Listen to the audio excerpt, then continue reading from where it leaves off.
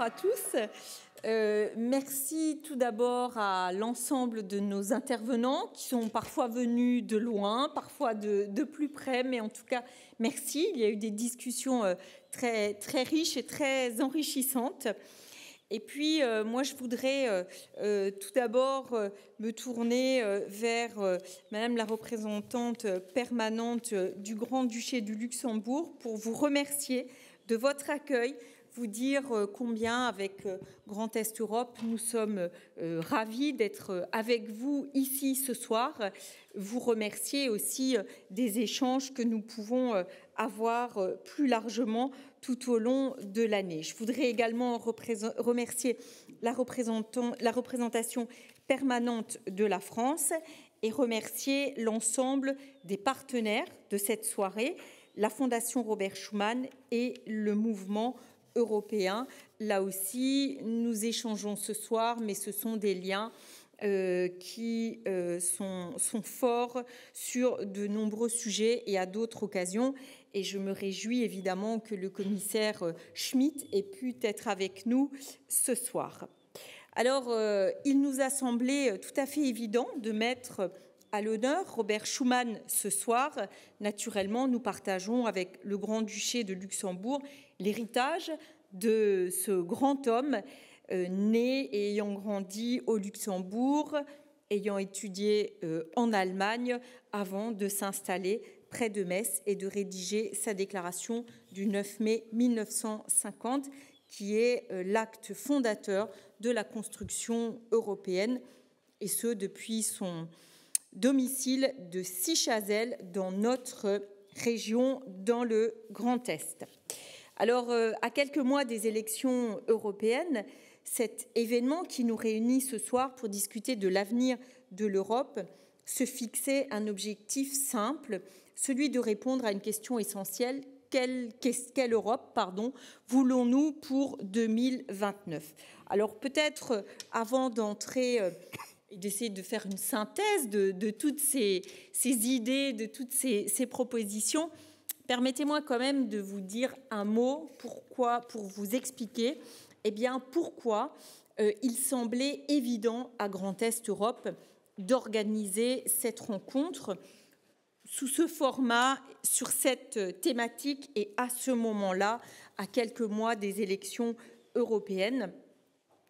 Alors même si on est à quelques mois des élections européennes, nous avons quand même déjà avec le directeur de Grand Est Europe, Gaëtan Kless, penser un peu plus loin en se disant, c'est vrai qu'on se pose la question ce soir, mais c'est une question qui devra évidemment être réactualisée et se reposer plus fréquemment. Alors d'abord, je voudrais vous rappeler, pour ceux qui ne connaissent pas notre région, que la région Grand Est est une région profondément transfrontalière qui vit l'Europe au quotidien. Nous avons notre histoire, évidemment.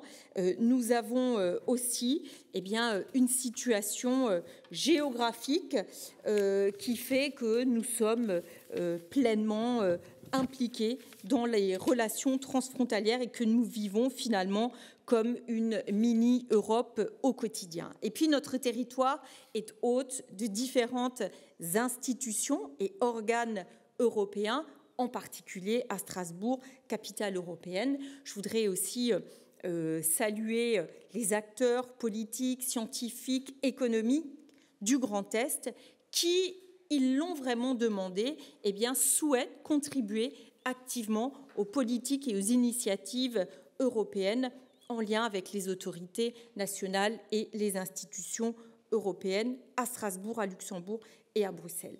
Grand Est Europe, c'est un collectif, 21 acteurs de ce territoire, collectivités territoriales, universités et chambres consulaires qui se réunissent dans une maison à Bruxelles auprès des institutions.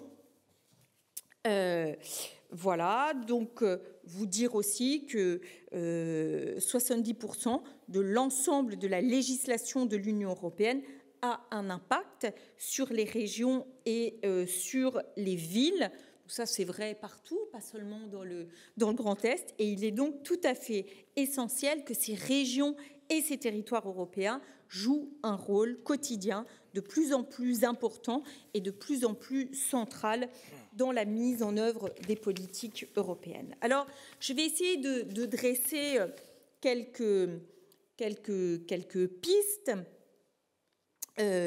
quelques propositions aussi, enfin essayer de faire une synthèse en tout cas des différentes interventions qui se sont exprimées ce soir. Alors vous avez devant vous finalement des représentants des principaux groupes politiques, en tout cas des groupes que nous avons l'habitude entre nous d'appeler démocratiques, républicains, je ne sais pas comment il faut dire, mais en tout cas des groupes qui sont engagés dans la démocratie européenne. Et c'est bien cette notion de démocratie européenne qui fait consensus ce soir, parce que chacun d'entre vous, en s'imaginant un futur de l'Union européenne, a insisté sur la question de la démocratie. Alors, ça a été dit, on a parlé d'abord de la paix, on a parlé des valeurs fondamentales qui parfois posent question, interrogent dans un certain nombre d'États membres, mais dans le reste du monde également. Et donc, nous avons besoin de ces valeurs pour permettre à nos concitoyens de continuer à vivre en démocratie. Vous avez été un certain nombre à évoquer des changements démocratiques qu'il faut conduire. Un vrai enjeu, la question de l'unanimité a été soulevée. Alors ça, c'est sans doute, il y a une majorité au Parlement qui s'est exprimée la semaine dernière, mais c'est sans doute une question qui fait encore débat dans les groupes politiques.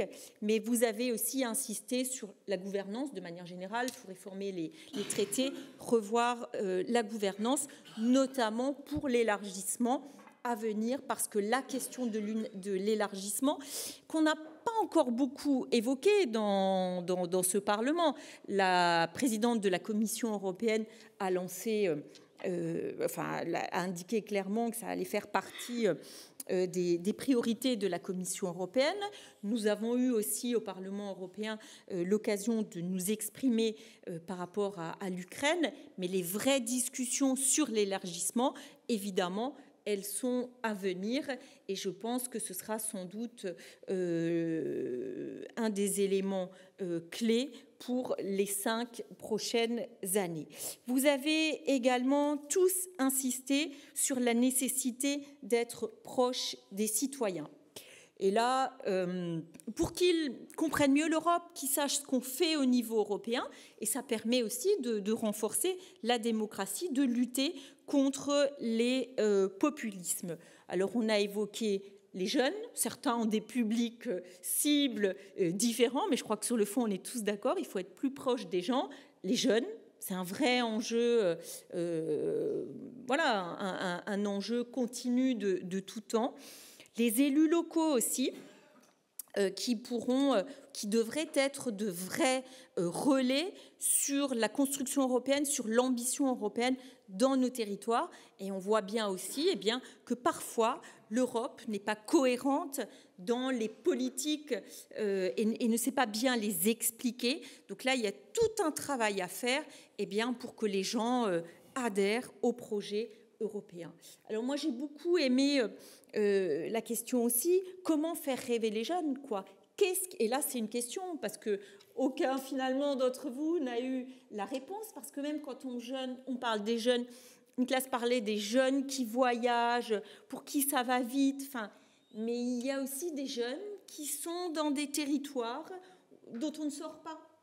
Et ces jeunes-là, ça je le rajoute, c'est mon petit commentaire personnel, j'ai le privilège en faisant la conclusion, mais ces jeunes-là aussi, il faut leur trouver des réponses et leur montrer, même si eux ne bougent pas aussi rapidement et ne vont pas aussi loin et ne bénéficient pas toujours de cette mobilité qu'Hélène a évoqué, mobilité intellectuelle, mobilité physique pour les étudiants et pour les chercheurs, eh bien ces jeunes-là aussi, il faut leur montrer que l'Europe peut répondre à leurs aspirations. Alors, d'autres thématiques ont été évoquées, la question du changement climatique, la question des migrations, les questions économiques. Je crois que là, on est tous d'accord sur le constat. Il va falloir trouver des solutions européennes. Sur les réponses, il peut y avoir évidemment des propositions différentes. Alors, moi, ce soir, je ne veux pas me focaliser sur des réponses différentes qui pourraient être apportées. Je voudrais retenir cette conclusion que pour être fort et trouver, permettre à nos concitoyens de mieux vivre individuellement, de mieux vivre ensemble et de peser davantage face au reste du monde qui, lui, s'organise et dans lequel il y a parfois des carnivores, si j'ai bien entendu le commissaire européen. Eh bien, pour tout cela, nous avons besoin d'être forts et d'être forts ensemble. Et ça, c'est uniquement l'Europe qui nous permettra de l'être. En tout cas, merci à tous.